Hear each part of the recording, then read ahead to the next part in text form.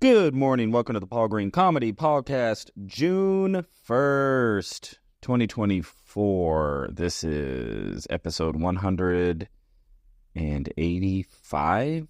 Oh, geez. I always lose track of the episodes. Well, this is another travel edition. I am currently in Las Vegas, Nevada for a round of shows at the Notoriety Live Theater in downtown Las Vegas. It is right in the heart of the downtown Vegas area. And let's see, how did that show go? Oh, by the way, if this is the first time joining me, I'm a stand-up comedian and improviser, actor, Paul Green. Overall, I am a dreamer, and I am going for big dreams and sharing my journey. Along the way, any insights, the ups and downs, the struggle is real, with anybody who wants to listen out there in the internet world. So if you have found my podcast, I hope that you are pursuing some sort of dream, some sort of something outside of yourself, as that is what I have been doing for a while now. So I traveled to Las Vegas to do this show, which it's pretty cool that I got put on this show. It was initially booked by my comedian friend Andrew, and it was sort of his brainchild, and he knew the booker of this venue out in Las Vegas, who also books other venues in Vegas. And initially he was like, hey, I want to do a show with me and my two buddies. Him being my buddy, Andrew, and then his two buddies being me and this other comic named Matt. And it was going to be sort of a triple headlining thing. Well, after the show was booked, Andrew had to back out. Just kind of funny because he put it together in the first place. But you know, that's how comedy goes sometimes. Schedules are difficult to manage and hold fast to sometimes. And so he had to back out. So then it was just me and Matt on the lineup. And he and I talked a couple of weeks ago and just said, well, how do we want to do this? We just want to split the time. And I said, you know, it might be a good idea that we get maybe at least one other comic to perhaps host, just to sort of break up the time. And he agreed, and so I reached out to a friend of mine who I'd met at a couple of open mics when I was out here in Vegas a couple months ago, and she's very talented, has real good energy, real good stage presence, and just does a really good job bringing in energy. And I reached out to her and asked if she could host, and she agreed. So she got booked on the show. And then the booker himself actually put a couple other comics on to do some guest sets.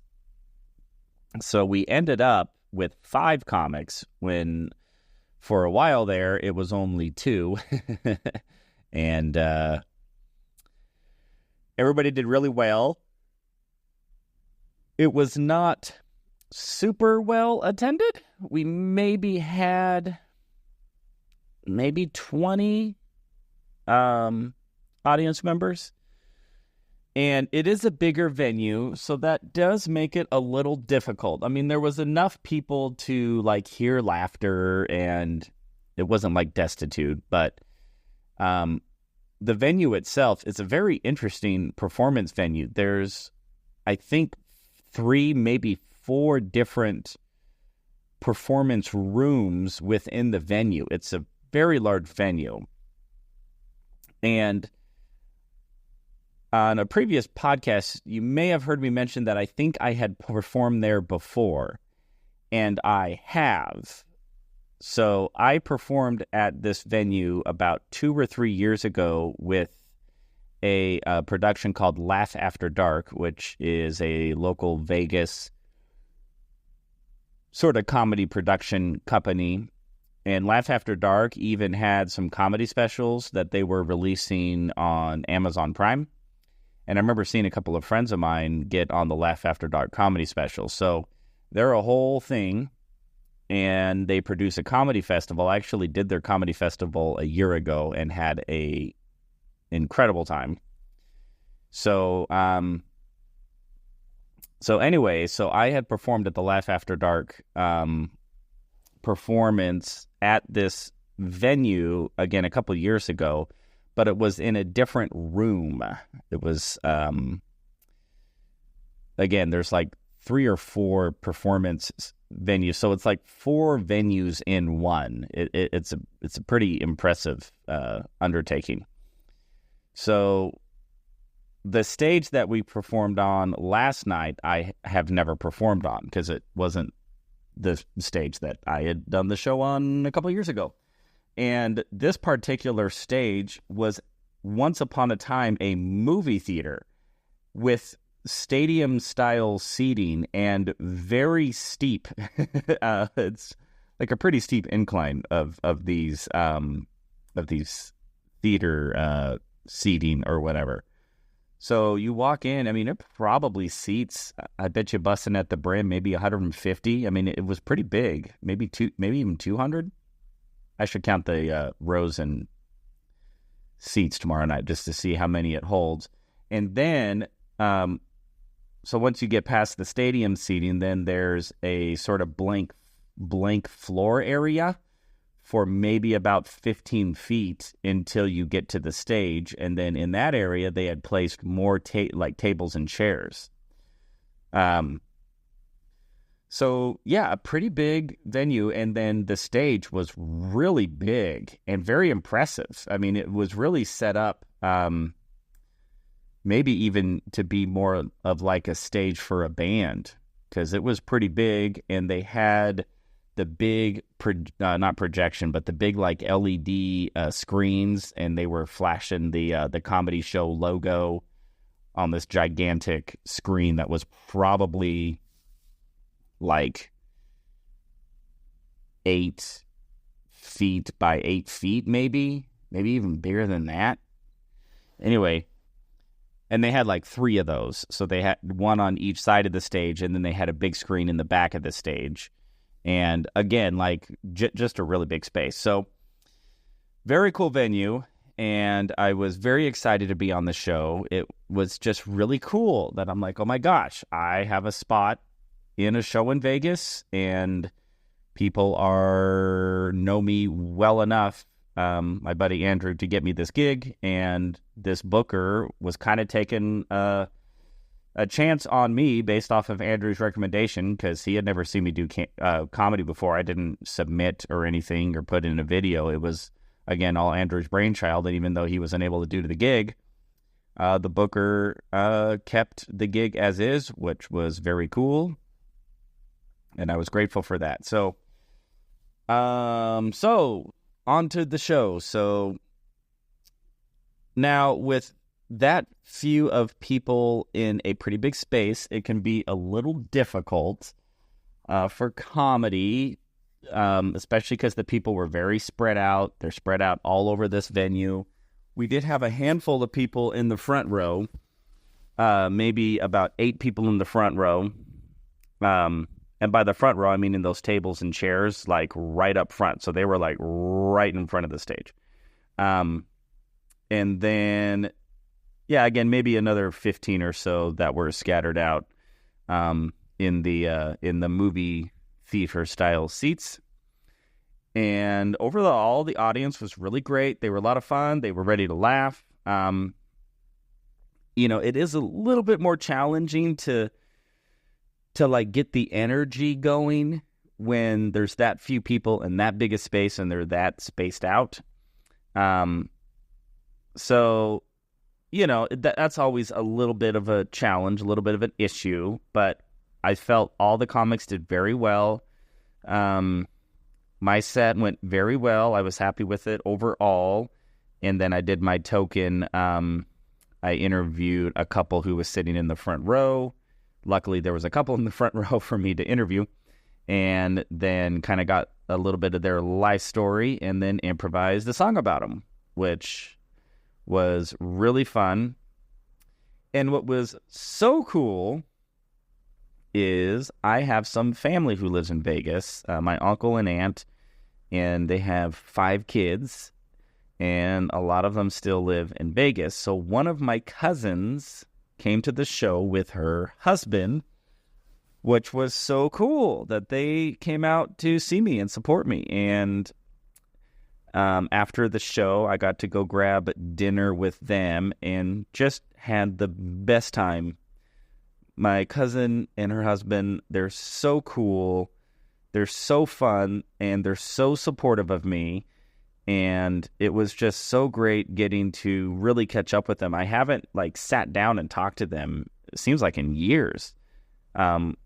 Really sat and talked. Now I've got a ton of cousins, and so it is not easy to stay in regular contact with any of my cousins. So yeah, that was very cool. I was so glad to see them.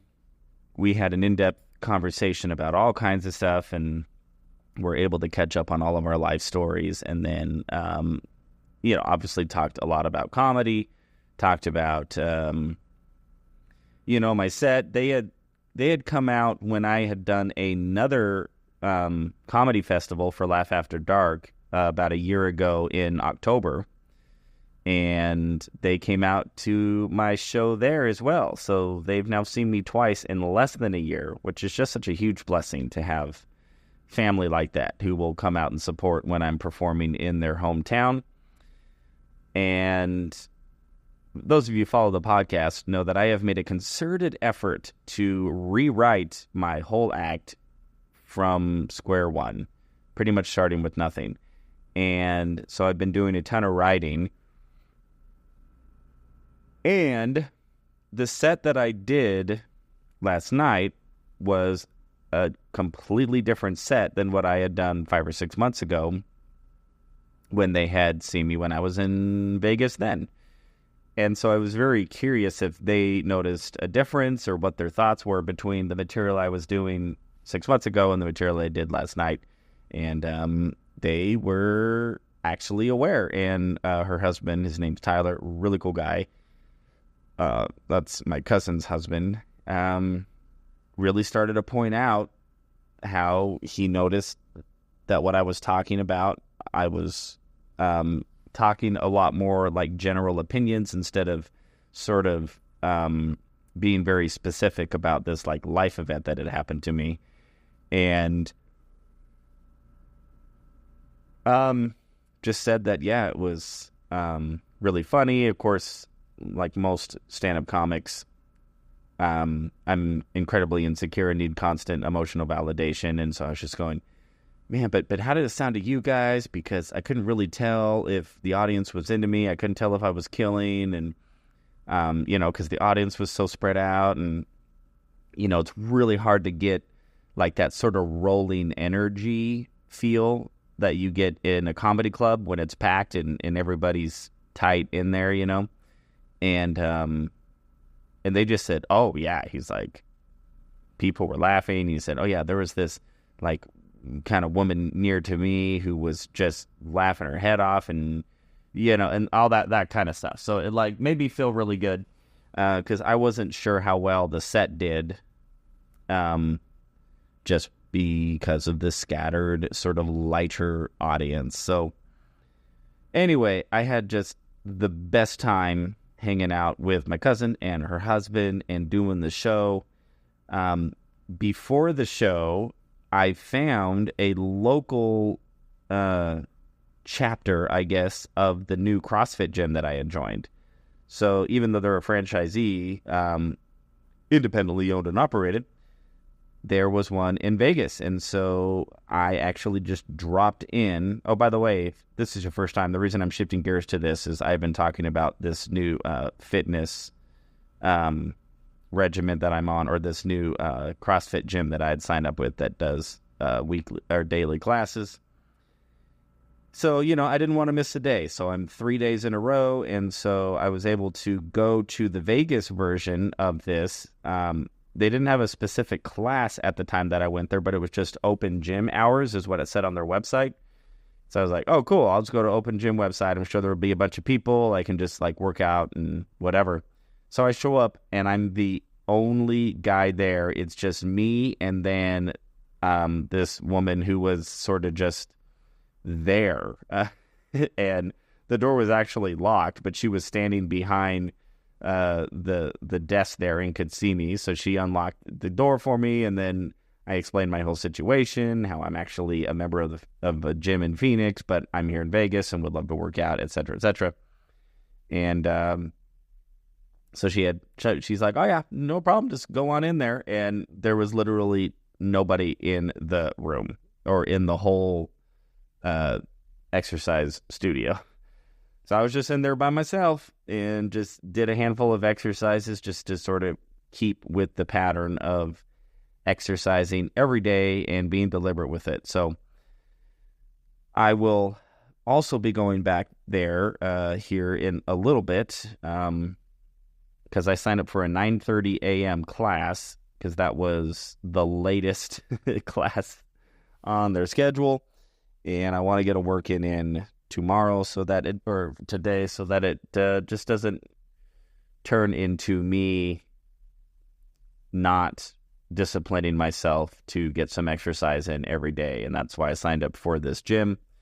And, I want to just be consistent with it. So anyway, that's going well. The comedy show went well.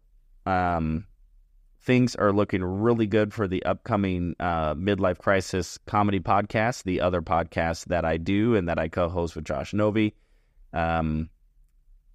So looking forward to all kinds of fun things coming up in the life of Paul Green. So everybody, I hope that your dreams are coming true.